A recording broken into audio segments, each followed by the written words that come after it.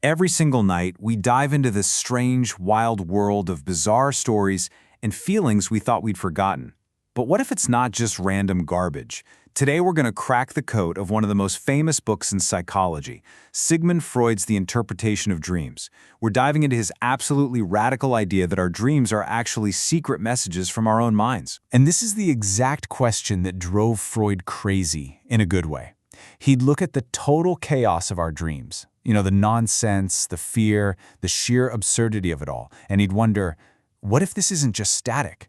What if it's a message, written in a language we just have to learn how to read again? So to really get just how revolutionary Freud's ideas were, we have to first look at the riddle of the dream itself.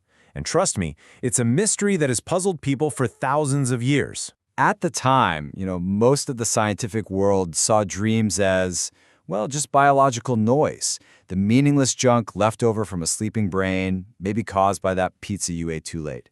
But Freud, he completely flipped the script.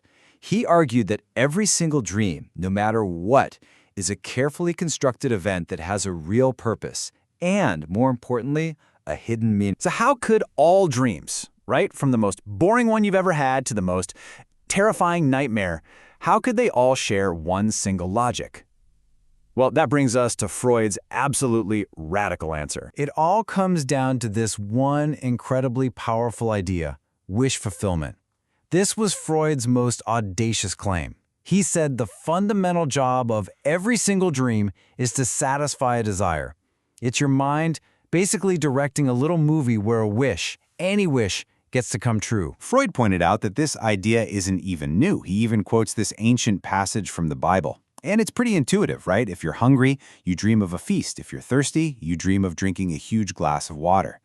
The dream gives you this fantasy satisfaction for a real physical need. This is wish fulfillment at its absolute simplest. Children's dreams, Freud argued, are the best proof of this whole theory. Why? Because they're often so simple and transparent. He gives these real examples from his work. A little girl has a crush on a boy named Emile. So what does she dream? That he becomes part of her family. Another little girl is told no chocolate, so she dreams her mom is just throwing chocolate bars under her bed. See? The wish from the day is directly and kind of beautifully fulfilled in the dream that night. Okay, but this is the obvious and, frankly, the most important objection. If dreams are all about getting what we want, why on earth do we have terrifying nightmares? Why do we have these confusing, absurd dreams that seem to have absolutely no logic? Well, this is where the theory gets really interesting. Freud's answer is that most of our deepest, darkest wishes are, they're forbidden, they're repressed, they're unacceptable to our conscious minds. So to get past our own internal defenses, the dream has to speak in a secret language. It has to disguise the wish. Think of it like a secret mission. It all starts with a repressed wish bubbling up from deep inside your unconscious. As it tries to get to the surface, it hits a roadblock, our internal censor, which is like a bouncer for your brain that says, whoa, nope, that thought is not acceptable. So, to get past the guard, a process called the dream work disguises the wish in all these symbols, creating the strange, weird dream that you actually remember in the morning. So this means every dream has two layers. You've got the manifest content, that's the weird movie plot you remember when you wake up. But underneath all that is the latent content. That's the hidden script, the real, repressed wish. The whole point of dream interpretation is to peel back that surface layer to find out what's really going on underneath. So how does the dream work actually disguise the wish?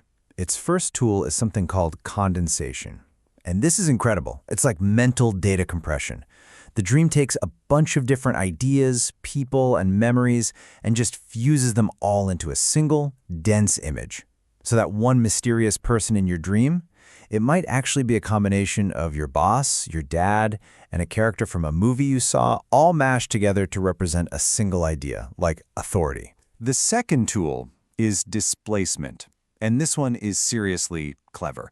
To sneak past that mental censor, the dream takes the powerful emotion that's attached to a forbidden wish and just moves it onto something that seems totally trivial. So, you might have a dream where you feel this overwhelming anxiety about, losing a pen. The dream isn't about the pen. It has displaced the real anxiety, say about failing a huge project at work, onto a safe, unimportant object. And the third major tool is representation. And this is key. Dreams don't think in words or logic. They think in pictures. All our abstract ideas get transformed into concrete images. It's like your mind is creating a little picture puzzle, a rebus. So the abstract thought, "my ambition is being blocked," becomes a literal visual image of you trying to climb a staircase that just goes on and on forever. Condensation, displacement, representation. Yeah, I know, it sounds complicated. So how does this all work in practice? Let's put on our detective hats and apply these tools to the most famous dream in the entire book, one that Freud himself had, the dream of Irma's injection. Now, this dream was a huge deal for Freud. He called it his specimen dream. It happened on July 24, 1895, a date he considered the actual birth of psychoanalysis, because it was through picking this dream apart that he finally proved, to himself at least, the principle of wish fulfillment. So, the dream starts simply enough. Freud is at a party, and he feels a little guilty about his patient, Irma, because her treatment isn't going perfectly. He pulls her aside to examine her, looks in her throat, and sees something pretty disturbing. That's the manifest content, the surface story. But using that tool of condensation, that white patch becomes this central hub for a ton of different anxieties. It connects to another patient of his who had actually died from an infection, his worries about his own daughter being sick, and even a medical issue his wife had. It's one image, just packed with many different fears. The dream keeps going. Other doctors start showing up. One of them makes a really dismissive diagnosis. And then another one, his friend Otto, gives Irma an injection with a dirty needle.